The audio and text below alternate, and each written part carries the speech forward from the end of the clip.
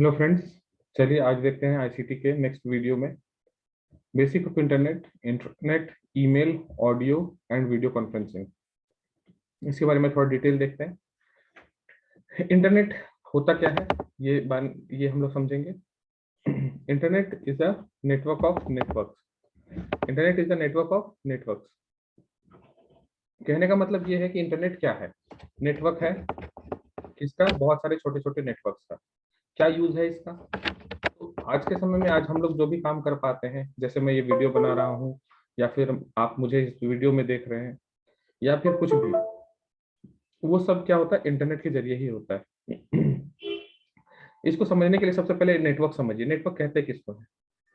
Network का मतलब होता है group of computers which are connected to each other. मतलब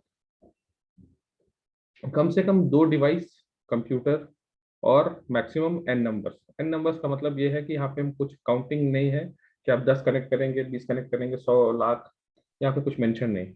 आप एन नंबर ऑफ कंप्यूटर्स को कनेक्ट कर सकते हैं। तो यहाँ पे क्या कह रहा है कि मिनिमम दो कंप्यूटर और maximum N number of computers को जब आपस में जोड़ दिया जाए तो वो क्या कहलाएगा? नेटवर्क कहलाएगा। और इंटरनेट क्या है? इंटरनेट ऐसे छोटे छोटे नेटवर्क्स का ग्रुप है।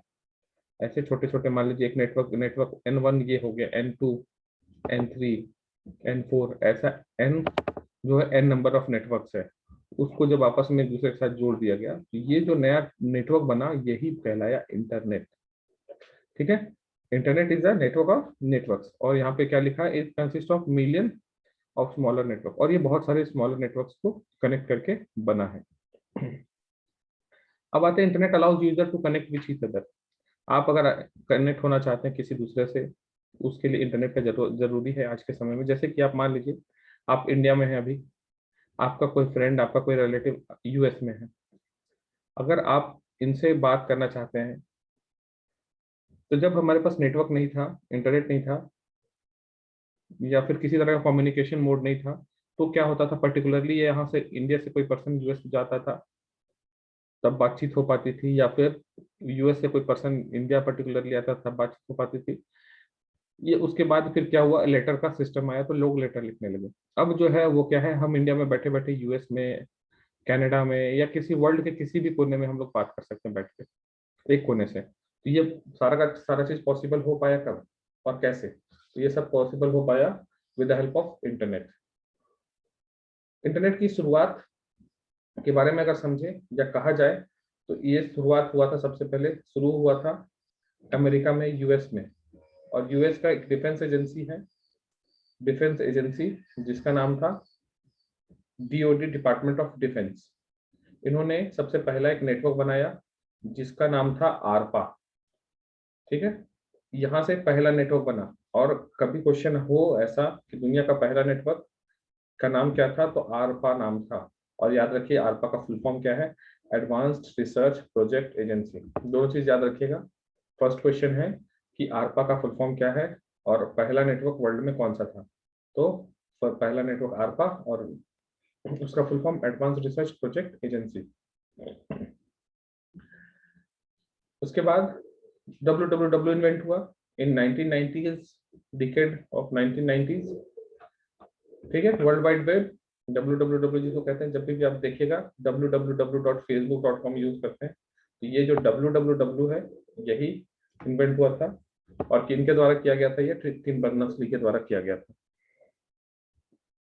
तो यही लिखा हुआ है यहाँ पे, www usually called web for short. छोटा शॉर्ट रूप में इसको वेब कहते हैं। Collection of different website you can access through the internet.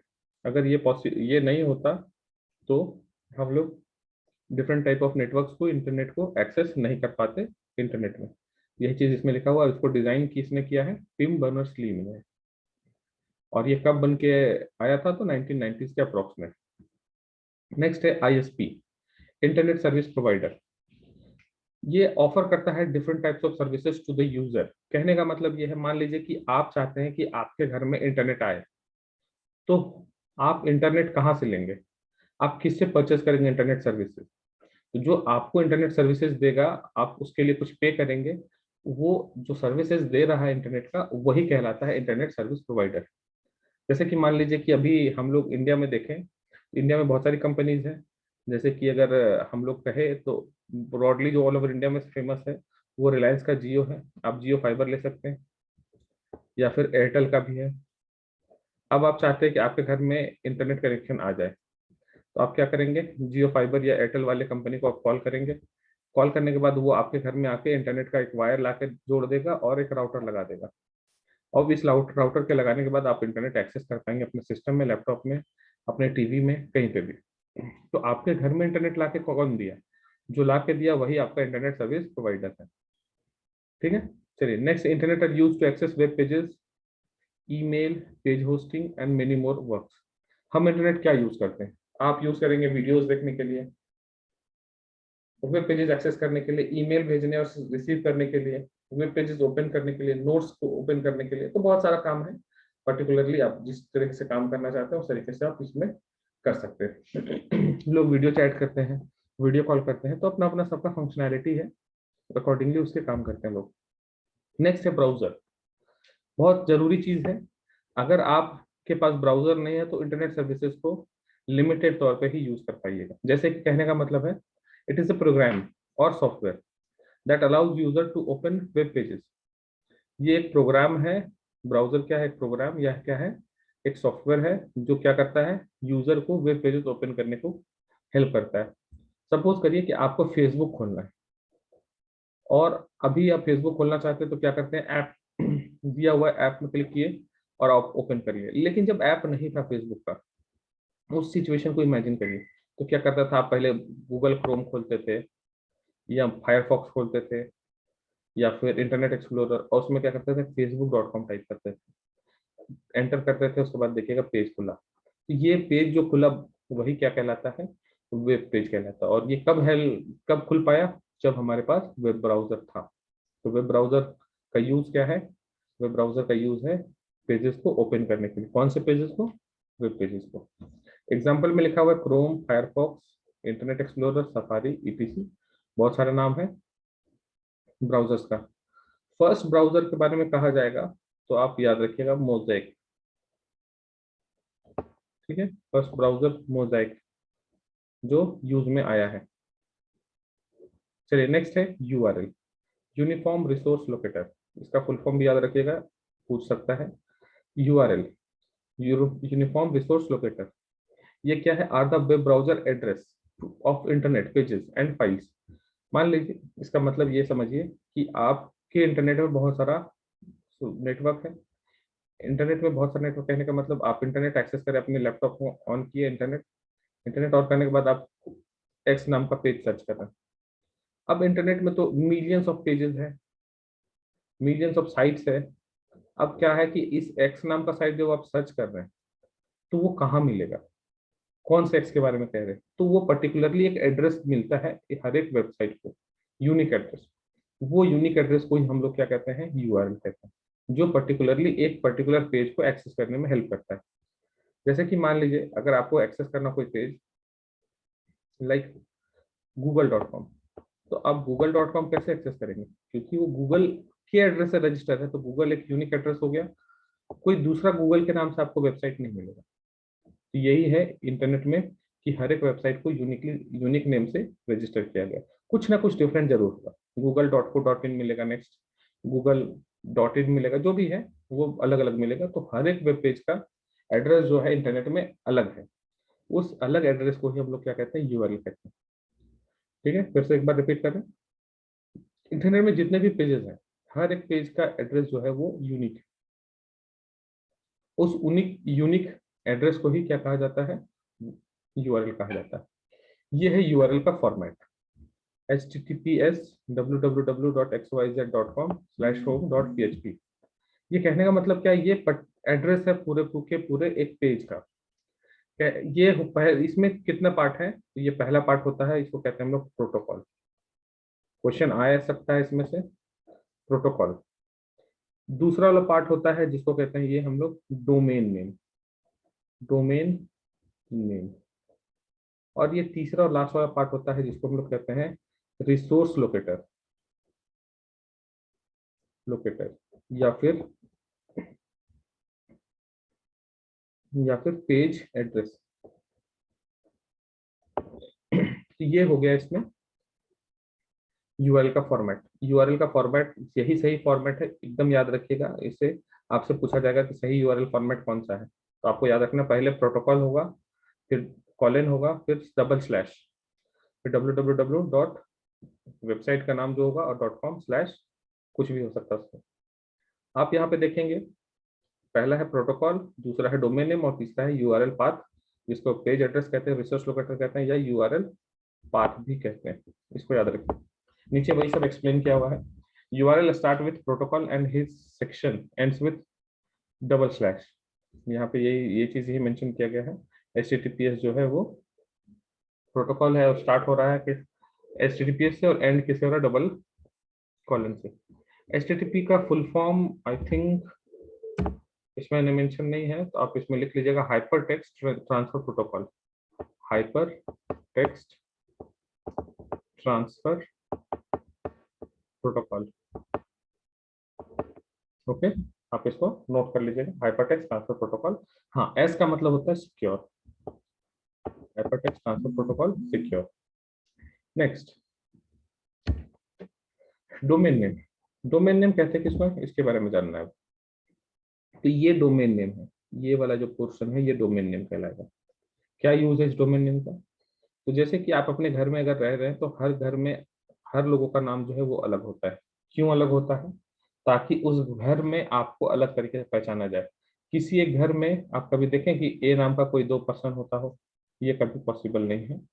क्यों नहीं है? क्योंकि हम चाहते हैं कि हर एक पर्सन को यूनिकली आइडेंटिफाई करें अपने घर में, इसलिए नाम रखा जाता है लोगों का पहचानने के लिए। तो वैसे ही हम लोग इंटरनेट में तो मिलियंस ऑफ वेबसाइट है, हर एक वेबसाइट को कैसे पहचाना जाएगा? तो उसके लिए अलग अलग नाम दिया जाता है, अलग अलग नाम दिया जाता है कंपनी से रिलेटेड जो है। जैसे कि गूगल का कंपनी है तो गूगल का .com दिया जाएगा, फेसबुक कंपनी तो facebook.com दिया जाएगा, या फिर ssc.nic.in है तो SSC का नाम दिया, SSC का है ssc.nic.in, जिससे नाम को देख के ही हम पहचान ले पाते हैं कि वेबसाइट पर्टिकुलरली किस चीज का है। तो उस तरीके से ही इसको क्या कहा जाता है, डोमेन नेम। यहाँ लिखा है unique name for identifying any website uniquely. कोई भी वेबसाइट को यूनिकली आइडेंटिफाई करने के लिए यूज करते हैं हम लोग किसको, डोमेन नेम को। एग्जाम्पल में domain google.com, facebook.com, yahoo.com। Next है टॉप लेवल डोमेन। ये बहुत जरूरी है, याद रखिएगा। ये पूरा का पूरा डोमेन नेम का एरिया है। xyz.com जो क्या है, डोमेन नेम का पूरा एरिया है। ये पूरा एरिया डोमेन नेम का है। अब इस डोमेन नेम में ये लास्ट वाला जो पॉइंट से, मतलब डॉट से जो सेपरेटेड होता है, इसको कहते हैं हम लोग टॉप लेवल डोमेन। ये स्पेसिफाई करता है, ये स्पेसिफाई करता है कि जो हमारा वेबसाइट का नाम है वो किस पर्पस के लिए बनाया गया है, या क्या स्पेसिफिकेशन है उस वेबसाइट का। जैसे कि आप कभी भी देखे होंगे .com, तो ये बताता है कि ये कमर्शियल रिलेटेड साइट है, मतलब ये कमर्शियल काम करेगा और पैसे कमाएगा। नेक्स्ट है EDU, एजुकेशनल रिलेटेड साइट है, तो उस तरीके से पहचानते हैं कि XYZ जो पर्टिकुलरली रजिस्टर्ड है वो किस तरह से रजिस्टर्ड है, ऑर्गेनाइजेशन है, कमर्शियल ऑर्गेनाइजेशन है, एजुकेशनल ऑर्गेनाइजेशन है। तो ये सब डिटेल में यहाँ पे बताता है। तो ये देखिएगा बहुत जगह पे अलग अलग होता है, इसी को कहते हैं हम लोग top level domain. Last part of URL is file name और पेज नेम इटसेल्फ, मतलब ये लास्ट वाला पार्ट जो है वो पर्टिकुलर पेज के एड्रेस को बताता है। चलिए आगे देखते हैं। फिर हम लोग टॉप लेवल डोमेन में सबका डिटेल यहाँ पे लिखा हुआ है, देख लेते हैं। जैसे कि आप देखिएगा .com, तो ये कमर्शियल रिलेटेड साइट, जहाँ पे कमर्शियल रिलेटेड साइट होगा वहां पे .com मिलेगा। जैसे facebook.com, google.com, ये सब .com होता है। EDU, educational related site, universities का साइट, वेबसाइट जो बनता है उसमें देखिएगा आखिरी में EDU मिलेगा। नेक्स्ट है गवर्नमेंट, GOV मिलता है। जैसे कि मैं झारखंड के बारे में कह रहा हूँ, झारखंड .gov.in, मतलब ये बताता है कि गवर्नमेंट का site. MIL, sorry INT, international organisation. MIL सिर्फ US मिलिट्री के लिए नहीं है, ये मिलिट्री ऑर्गेनाइजेशन के लिए। .NET नेटवर्क प्रोवाइडर्स के लिए, और ORG नॉन प्रॉफिटेबल ऑर्गेनाइजेशन के लिए। तो इस तरीके से हमको याद रखना है कि ये टॉप लेवल डोमेन, ये हेडिंग में यहाँ पे आप क्या लिखेंगे, टॉप लेवल डोमेन। और ये है पर्पस, किस पर्पस के लिए रजिस्टर है। नेक्स्ट कुछ कंट्री डोमेन भी है, जैसे कि AU, जैसे हम लोग देखते हैं google.co.in, ये को है कंपनी, IN कहाँ का, इंडिया का, तो ये इंडिया का कंपनी है। इस तरीके से ये वेबसाइट डिजाइन होता है। तो यही URL है यहाँ पे। तो AU रहेगा ऑस्ट्रेलिया के लिए, DE Germany, FR France, IN India, UK के लिए यूनाइटेड किंगडम, एंड US के लिए यूनाइटेड स्टेट। ये हो गया कंट्री लेवल डोमेन। हम लोग इसके पहले जो देखे वो था टॉप लेवल डोमेन, और ये था कंट्री डोमेन। कंट्री में जहाँ पे जो कंट्री से रिलेटेड इंफॉर्मेशन दिया जाता है, ये पर्टिकुलरली जो साइट हम यूज कर रहे हैं वो किस कंट्री से बिलोंग करता है। कभी कभी आप लोग सॉन्ग्स प्ले करने के लिए देखेंगे PK.PK का वेबसाइट भी मिलता है आपको, तो वो .PK वो कहाँ से रिलेट करता है, पाकिस्तानी साइट है ये। नेक्स्ट है वेब सर्वर।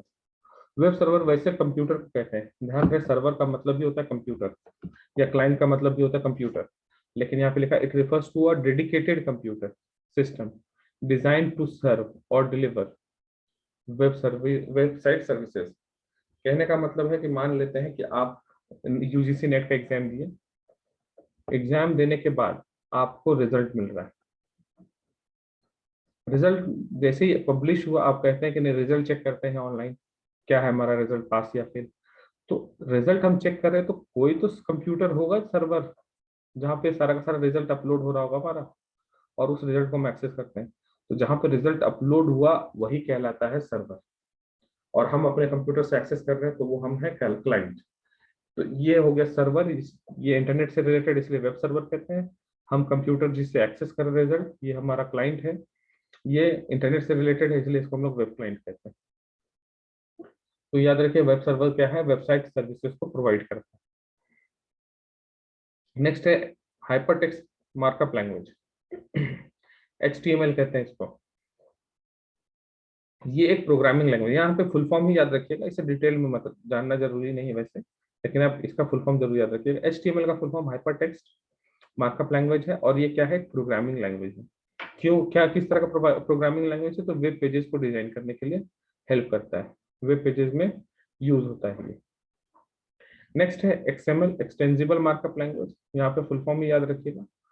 हाँ, HTML combination of HTML and XML। Next है HTTP, ऑलरेडी भी बता दिए थे, full form hyper text transfer protocol. Next है इंट्रानेट, इसके बारे में थोड़ा सा समझिएगा। इंट्रा का मतलब होता है सेम, समान, सिमिलर, मतलब एक ऐसा नेटवर्क जहाँ पे सेम ग्रुप के लोग जुड़े हैं। अभी इंटरनेट के बारे में क्या समझे थे कि छोटा छोटा अलग अलग नेटवर्क है, छोटा छोटा अलग अलग नेटवर्क है, उसको जब हम जोड़ दिए तो यही जोड़ने वाला नेटवर्क क्या कहलाया, इंटरनेट कहलाया। लेकिन यहाँ पे क्या पूछ रहा है, इंट्रानेट। इसका क्या मतलब है ये समझिए यहाँ पे। जैसे कि मान लेते हैं कि आप कोई बैंक गए, बैंक के किसी ब्रांच पे गए, ब्रांच में देखिएगा उसके प्रेमिसेस में हर एक पर्सन जो बैठा है, जो कंप्यूटर में काम कर रहा होगा, वो एक दूसरे से काम कर ही रहा होगा, मतलब कंप्यूटर में बैठा होगा और काम कर रहा होगा। ये कंप्यूटर जो है वो आपस में एक दूसरे से जुड़ा हुआ होगा। ये एक नेटवर्क फॉर्म किया, क्योंकि आपस में जब कंप्यूटर जुड़ जाता है तो उसको क्या कहते हैं हम लोग, नेटवर्क कहते हैं। ये एक नेटवर्क फॉर्म किया। अब इस कंप्यूटर में क्या, आप अगर उस बैंक में गए तो आपको बोलेगा कि बैठिए आप इस कंप्यूटर में खुद से काम कर लीजिए, ऐसा तो पॉसिबल नहीं है। इस कंप्यूटर में वही काम करेगा जो उस बैंक का एम्प्लॉय होगा, उस ब्रांच में पर्टिकुलरली एम्प्लॉय होगा, कोई दूसरा तो एक्सेस नहीं कर पाएगा। तो उस तो इस तरह के जो नेटवर्क को हम लोग कहते हैं इंट्रानेट, मतलब एक ऐसा नेटवर्क, सिंगल नेटवर्क, एक ऐसा नेटवर्क जो पर्टिकुलरली किसी ब्रांच या ऑर्गेनाइजेशन के अंदर काम करता हो, और उस नेटवर्क को क्या है, उसी का एम्प्लॉय एक्सेस कर पा रहा हो, कोई बाहर का पर्सन एक्सेस नहीं कर पा रहा। तो इस आइसोलेटेड नेटवर्क यानी इस नेटवर्क को हम लोग इंट्रानेट कहते हैं। समझ लीजिएगा, इस बैंक के नेटवर्क को सिर्फ बैंक का एम्प्लॉय एक्सेस कर पा रहा है, तो इस तरह के नेटवर्क को ही पर्टिकुलरली हम लोग क्या कहते हैं, इंट्रानेट कहते हैं। तो लिखा हुआ it is an private network, internet is a private network that combine with in an enterprise. Enterprise मतलब कोई कंपनी से रिलेटेड होगा, कुछ भी हो सकता है इसमें। It may consist of many interlinked local area network and also use lease line in a wide area network. तो इसमें आप उतना डिटेल में डेफिनेशन में मत जाइए, बस याद रखिएगा ये एक प्राइवेट नेटवर्क है जो किसी इंटरप्राइज के अंदर यूज होता है और वहां के एम्प्लॉयज ही उसको यूज कर पाते हैं। ठीक है, तो ये है इंट्रानेट। नेक्स्ट है ईमेल। ईमेल का फुल फॉर्म होता है electronic mail. Is a method of exchanging messages between people and people using electronic devices. कहने का मतलब यह है कि अगर आपके पास इलेक्ट्रॉनिक डिवाइस है तो आप ईमेल भेज सकते हैं, लाइक कंप्यूटर, मोबाइल। ये डिजिटल वर्जन है हमारे लेटर्स का। जो हम लोग लेटर लिखा करते थे पहले, लेटर क्या होता था कि हम लिखे लेटर, आज तारीख जो भी हो, 1 जनवरी सपोज कर ले, 1 जनवरी को लिखे या फिर मंडे को लिखे आज, और ये लेटर जो है वो नेक्स्ट 2 और 3 डेज या फिर संडे तक उसी वीक में पहुंचा मेरे जिसको हम लिखे। अब उधर से हमको रिप्लाई आया, ये लिखा संडे को और ये पहुंचा हमको नेक्स्ट सैटरडे को। तो एक मैसेज भेजने में और उसका रिप्लाई आने में लगभग 15 डेज का टाइम लग गया। अगर मैक्सिमम समझे तो 15 डेज का टाइम लग गया। तो इस लेटर के एक्सचेंज होने में जो टाइम लगा, इसी चीज को दूर किया किसने? ईमेल ने। ईमेल क्या करता है, आप सेकंड्स नहीं, नैनो सेकंड भी कह सकते हैं, मेल भेजिए और नैनो सेकंड में मेल, मतलब उधर से फिर तुरंत within hour, within a minute आपको रिप्लाई मिल जाएगा। इसी को कहते हैं हम लोग ईमेल, यानी इलेक्ट्रॉनिक मेल। इन्वेंटेड बाय रे टॉमिल्सन। ध्यान रहे, फादर ऑफ ईमेल अगर पूछे तो भी इसका आंसर यही होगा, रे टॉमिल्सन। रे टॉमिल्सन जो है फादर ऑफ ईमेल। नेक्स्ट है मेन कंपोनेंट ऑफ ईमेल। लेकिन ईमेल के मेन कंपोनेंट जानने से पहले ईमेल आईडी या ईमेल एड्रेस का स्ट्रक्चर क्या होता है? तो इसका स्ट्रक्चर होता है xyz@abc.com। ये होता है हमारा यूजर आईडी, ये होता है हमारा डोमेन नेम।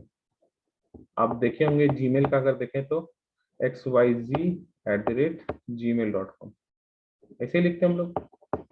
ये हो गया डोमेन नेम, ये हो गया हमारा यूजर आईडी या यूजर नेम कहते हैं, और @ जो है वो यूजर आईडी को डोमेन नेम के साथ कनेक्ट करता है।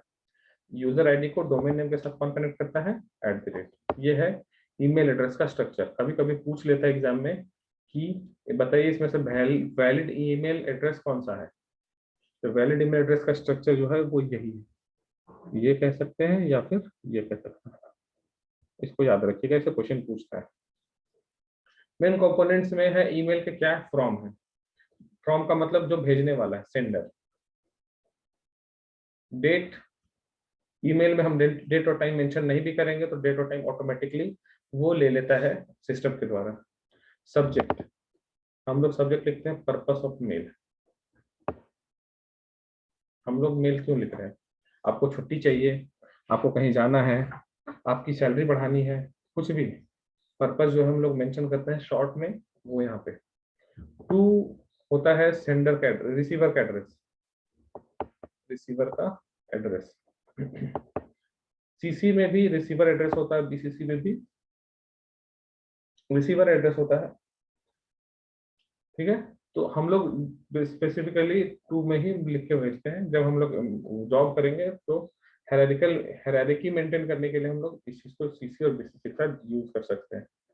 बीसीसी में एक चीज का फायदा है कि जो मेल आप बीसीसी को करके भेजिएगा उसको, उसके डिटेल को ना टू देख पाएगा ना सीसी देख पाएगा, बट बीसीसी दोनों को देख पाएगा। कहने का मतलब ये है कि अगर मान लीजिए टू में आप डाले हैं ए को, बी सीसी में डाले हैं बी को, और बीसीसी में डाले हैं सी को, मेल किए आप इसको, ए जो है वो बताएगा, ये देखेगा, तो ये मेल जब चेक करेगा तो वो देखेगा मेरे को मेल आया है और सीसी में बी को मिल गया है।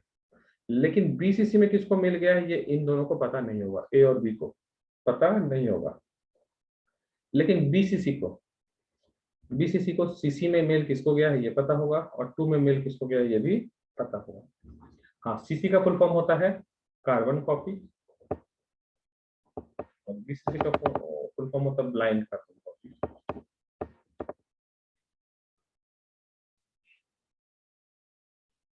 नेक्स्ट है email protocols. Email protocols, protocol होता है set of rules. Set of rules कहने का मतलब, अगर मान लेते हैं आप रोड पे कहीं जा रहे थे, कहीं पे ट्रैफिक सिग्नल मिला, जब सिग्नल मिला तो आपको रेड दिख गया कलर, तो क्या करते हैं? चुपचाप वहीं पे रुक जाते हैं, स्टॉप। क्यों रुक जाते हैं? लाल रंग के अंदर लिखा हुआ है क्या कि रुकना है वहां पे? वहां पे तो ऐसा तो कहीं लिखा हुआ नहीं है कि लाल में रुकना है। वो लाइट में तो लिखा हुआ नहीं ना है कि रुकना है हमको।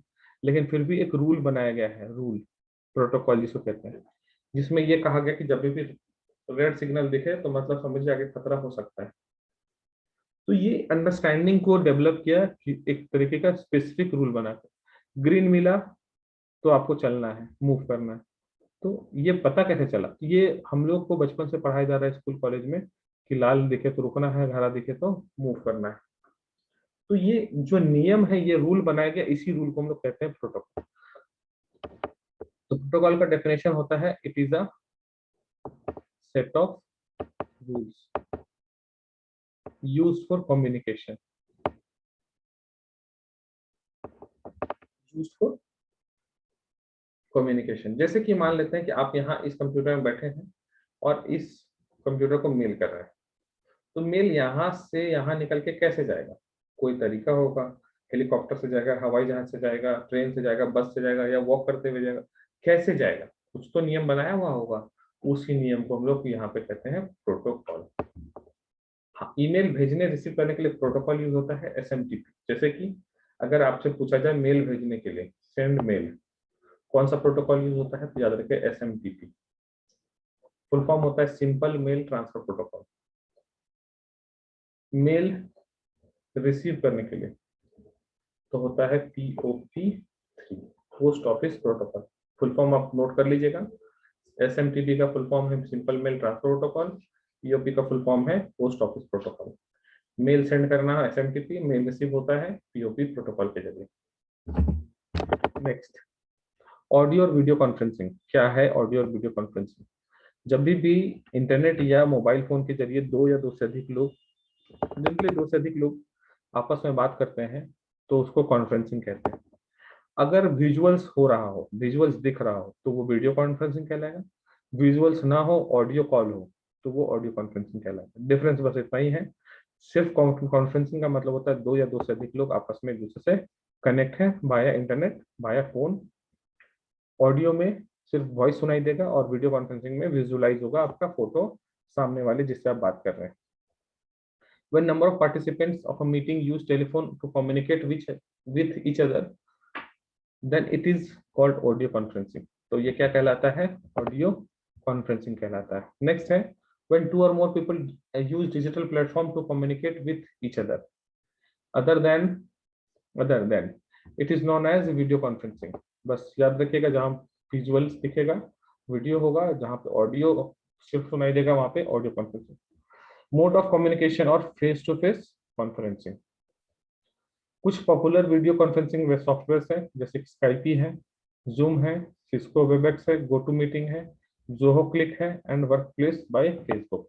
ये और भी बहुत सारा, ये कुछ पॉपुलर्स है जिसका नाम यहाँ पे मेंशन किया हुआ है। इसके जरिए हम लोग दो या दो से अधिक लोग आपस में एक दूसरे से बात कर सकते हैं। एक नाम और ऐड कर सकते हैं जिसमें मेंशन नहीं है, पॉपुलर है बट, व्हाट्सएप। व्हाट्सएप में हम लोग ग्रुप कॉल कर सकते हैं, ग्रुप चैट कर सकते हैं। ठीक है, चलिए next. Web conferencing involve sharing content live over the web between two और मोर लोकेशंस। मतलब जब वेब वेब कॉन्फ्रेंसिंग होता है या वीडियो वीडियो कॉन्फ्रेंसिंग, तो सपोज कर ले कोई दिल्ली में बैठा है, कोई हरियाणा में बैठा है, कोई चंडीगढ़ में बैठा है, कोई कोलकाता में बैठा है, सब अलग अलग जगह पे है, अलग अलग ऑफिस है, एक कंपनी के अलग अलग ऑफिस ब्रांचेस है। अब सब कोई आपस में बात करना, तो एक दूसरे से बात करेंगे, कनेक्ट होंगे डिजिटल प्लेटफॉर्म के जरिए और आपस में इंफॉर्मेशन को शेयर करेंगे। यही चीज यहाँ लिखा गया है, content sharing content live over web between two or more locations. Visual material is usually accompanied by an audio track. हाँ, विजुअल्स दिखेगा, लेकिन कम्युनिकेशन जो होगा वो ऑडियो के थ्रू ही होगा। तो जहां सिर्फ ऑडियो होगा वहां पे ऑडियो कॉन्फ्रेंसिंग, जहाँ पे विजुअल्स प्लस ऑडियो होगा, उसको कहते हैं हम लोग वीडियो कॉन्फ्रेंसिंग। नेक्स्ट, यहाँ पे इस स्लाइड में इतना ही, इस वीडियो में यहाँ पे इंटरनेट का बेसिक्स और ऑडियो और वीडियो कॉन्फ्रेंसिंग हो गया। थैंक यू, मिलते हैं फिर नेक्स्ट वाले सेक्शन में। Thank you.